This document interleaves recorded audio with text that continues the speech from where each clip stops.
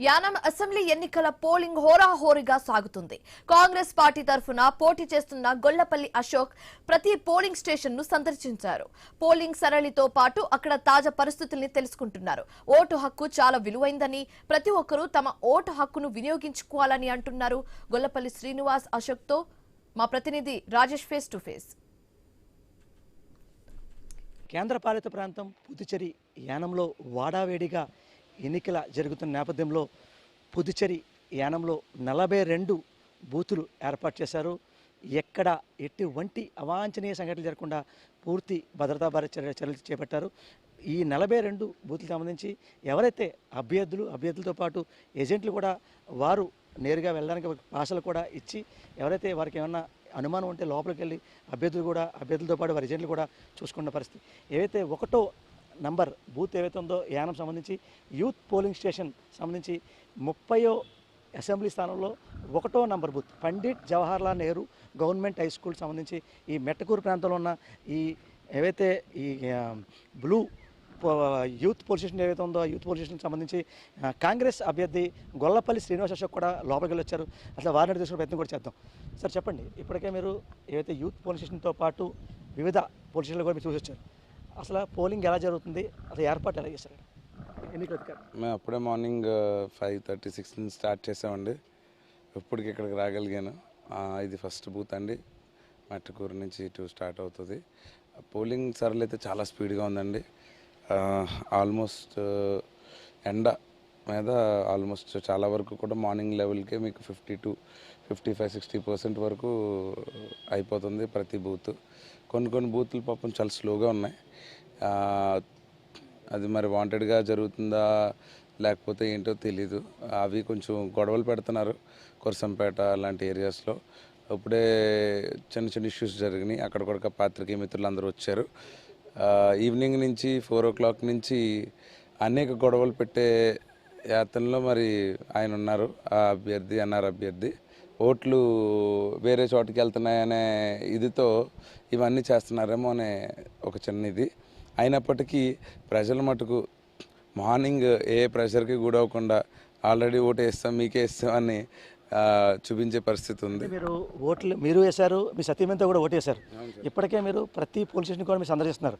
మీ ఏవైతే కాంగ్రెస్ హస్తం గుర్తుకి ఓటు వేయాలని ఎవరైతే ఈ ఓటర్లను అభ్యర్థిస్తున్నట్టు వారు మిమ్మల్ని ఎలా స్వాగతిస్తారు?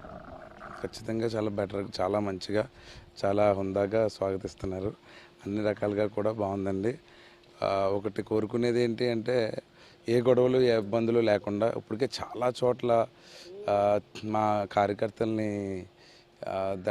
ఏదో రకంగా ఇబ్బంది పెట్టడం చేస్తున్నప్పటికీ కూడా ఒకటే చెప్పాను, కేవలం ఈ ఒక్కరోజు ఓపిక పట్టండి, యానం భవిష్యత్తు ఊరు భవిష్యత్తు మారుతుంది. ఒక పక్క ఈ పోలీస్ స్టేషన్లో సీసీ కెమెరాల నిఘాలో, మరోపక్క డ్రోన్ కెమెరాసు, ఈ 42 పోలీస్ స్టేషన్లు ఏవైతే ఉన్నాయో అంటే ఈ 13 సమస్యాత్మక ప్రాంతాలతో పాటు మిగతా పోలింగ్ కేంద్రాల్లో కూడా ప్రతిదీ ఎవరైతే రిటర్నింగ్ ఆఫీసర్ ఉన్నారో వారు సీసీ కెమెరాలో అడుగుడునా పర్యవేక్షణ చేస్తున్నారు. అంటే క్లియర్గా ఉందంటారా మీరు అభ్యర్థిగా? యాక్చువల్లీ లేదని అనిపించిందండి. ఎందుకంటే అంత క్లియర్గా చేస్తూ ఉంటే మటుకు ఈ పాటికే చిన్న గొడవలు కూడా జరగవు. ఏదో అంటే చిన్న మిస్టేక్ ఏం జరిగింది అంటే ఎక్కడ వర్క్ చేసే వాళ్ళని ఏ ఏరియాలో ఉండే వాళ్ళని వాలంటీర్స్ కింద వేయడం, లేకపోతే ఈ ఏరియా ఆల్రెడీ ఒక టీచర్నో లేకపోతే ప్రిసైడింగ్ ఆఫీసర్నో ఎవరో ఒకరిని ఎంప్లాయీని తీసుకొచ్చి ఇదే బూత్లో వేయడం, అలాంటి గవర్నమెంట్ చేసిన మిస్టేక్స్ ఉన్నాయి.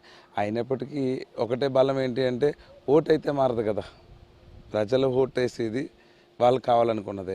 వీళ్ళందరూ ప్రజల నాడు ఎప్పుడు ఎలా ఉంటుందంటే అండి, వాళ్ళు ఆల్రెడీ నిర్ణయించుకుని ఉంటారు. ఎవరో ఏదో చెప్పేస్తేనో ఎవరో ఏదో ప్రలోభ పెడితేనో చేసే ఇది ఉండదు.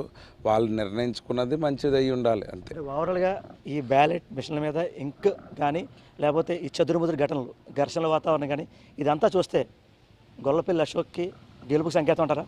100% సార్. ఎప్పుడో ఈవినింగ్ 5 to 6 టైంలో అవ్వాల్సిన గొడవలు అన్నీ పొద్దున్న 9-10 గంటలకు అయిపోతున్నాయి. అంటే పొద్దున్న 9 గంటలకి 6300 పోల్ అయిందండి. అంటే అది ఎంత స్పీడ్గా అయిందంటే యానం చరిత్రలోనే ఫస్ట్ టైం. అంటే ఓటు వేసేసి జాగ్రత్తగా మన పని మనం చేసేసి వెళ్ళిపోదాం అని చెప్పి యూత్ అందరూ కూడా వచ్చారు. గత ఎలక్షన్లో యూత్ అందరూ నాతో తిరిగారు. ఈ ఎలక్షన్లో ఏంటంటే భయాందోళనలు ఇవన్నీ పెట్టడం, ఇవన్నీ చూడడం, వీళ్ళందరూ ఏంటంటే అన్నీ గమనించుకుని అటువైపు తిరుగుతున్నాం, ఇటువైపే ఉంటున్నాం, ఓటు మాత్రం నీకే అన్నట్టు ఉంది పరిస్థితి. ఖచ్చితంగా గెలిపోతే మాదేనండి. ఈ సంకేతాలు ఇవన్నీ ఏంటంటే నా పనిని, ఆ డెవలప్మెంట్ని కూడా వాళ్ళు చూస్తారు అని ఆశిస్తున్నానండి. చూసాం కదా, ఏమైతే నియంత్రణ పాలనలో ఖచ్చితంగా యానం ఎన్నికలు జరిగే విధంగా కూడా ముందుకు వెళ్తున్నాము. ఇటువంటి నేపథ్యంలో ఈ 1వ నంబర్ బూత్ని సందర్శించాను. ఖచ్చితంగా నేను ఓట్లు అభ్యర్థిస్తున్నప్పుడు ఓటర్లకు ఖచ్చితంగా నాకే ఓటు వేస్తారని చెప్పి ఓటర్లు చెప్తున్న పరిస్థితి. ఖచ్చితంగా 4వ తేదీ మే ఎన్నికకి సంబంధించి ఖచ్చితంగా గెలుపు నాదే అని చెప్పి ఎవరైతే కాంగ్రెస్ సంబంధించి అస్తం గుర్తు అభ్యర్థి గొల్లపల్లి శ్రీనివాస్ అశోక్ అయితే ధీమా వ్యక్తం చేసిన పరిస్థితి. ఇదే కొంత తాజా పరిస్థితి. కెమెరా పర్సన్ సతీష్తో రాజేష్, ఐ న్యూస్, కాకినాడ.